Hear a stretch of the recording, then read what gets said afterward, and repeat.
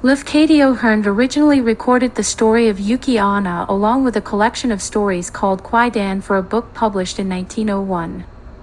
His pen name was Koizumi Yakumo. The tale of the Yuki Onna was told to him by a farmer of Chofu Nishitamagori in Mishima Province as a legend of the farmer's native village.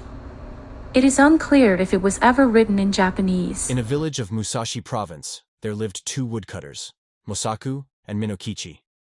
At the time of which I am speaking, Mosaku was an old man, and Minokichi, his apprentice, was a lad of 18 years.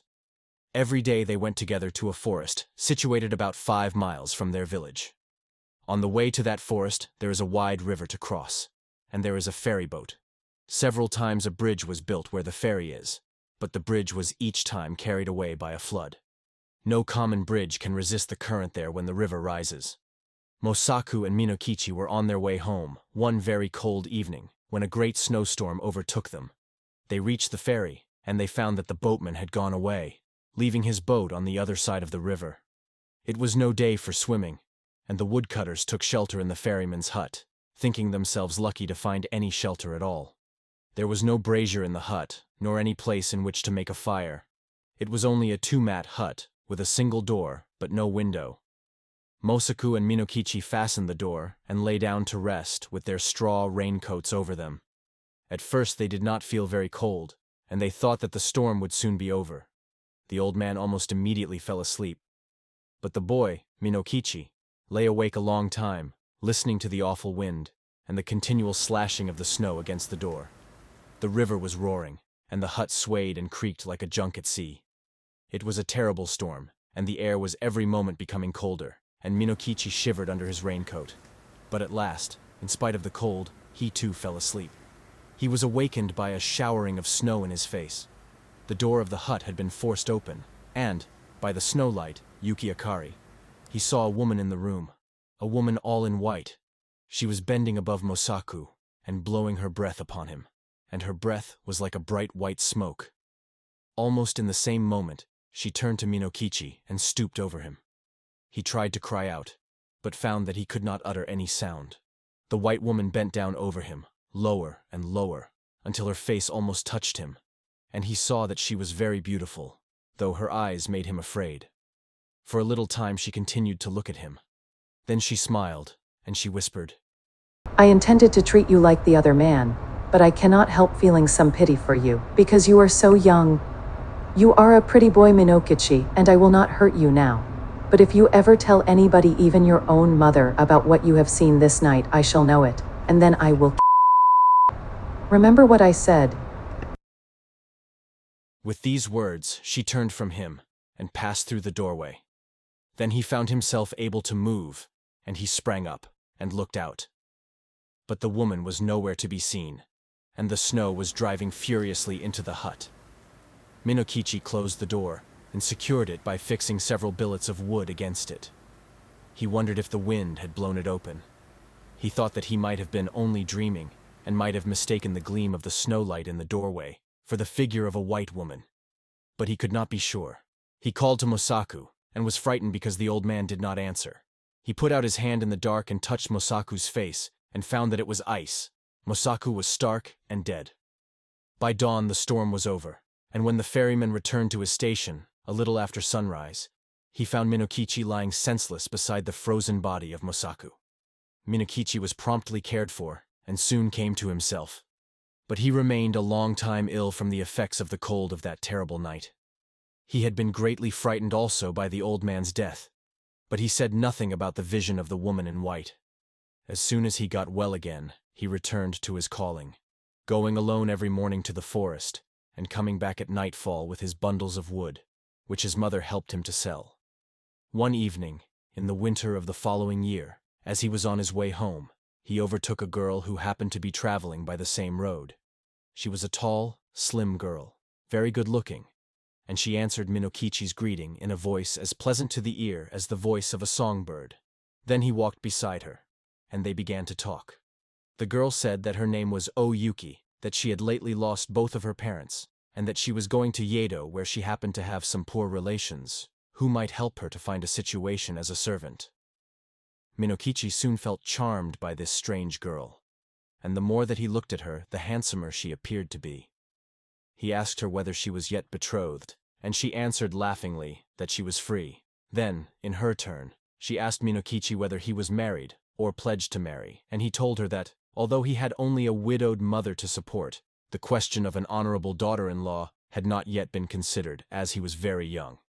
After these confidences, they walked on for a long while without speaking. But, as the proverb declares, "Ki ga areba, me mokuchi hodo ni mono wo yu." When the wish is there, the eyes can say as much as the mouth.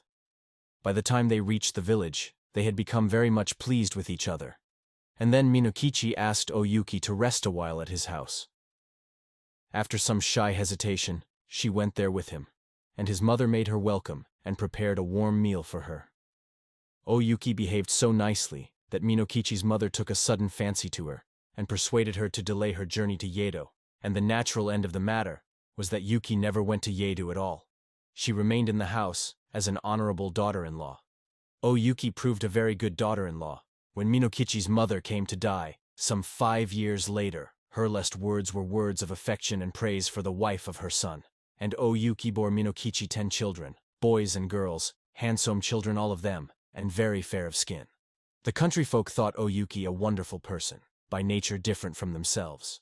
Most of the peasant women age early, but Oyuki, even after having become the mother of 10 children, looked as young and fresh as on the day when she had first come to the village.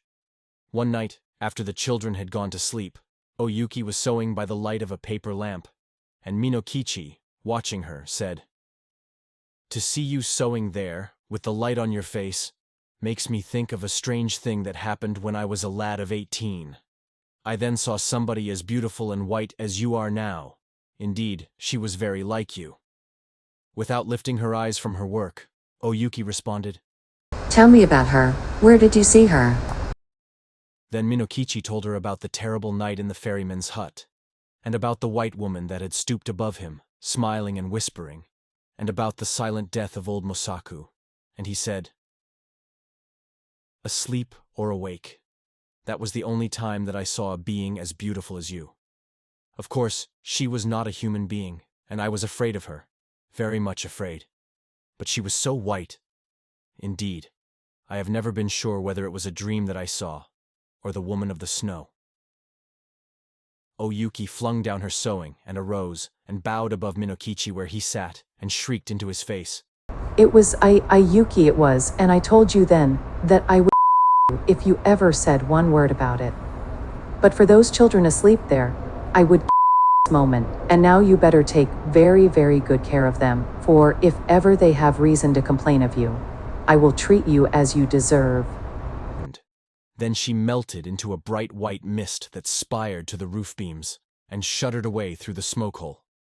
Never again was she seen. Can you imagine a creature so beautiful, yet terrifying that she can freeze a man's heart with a single glance?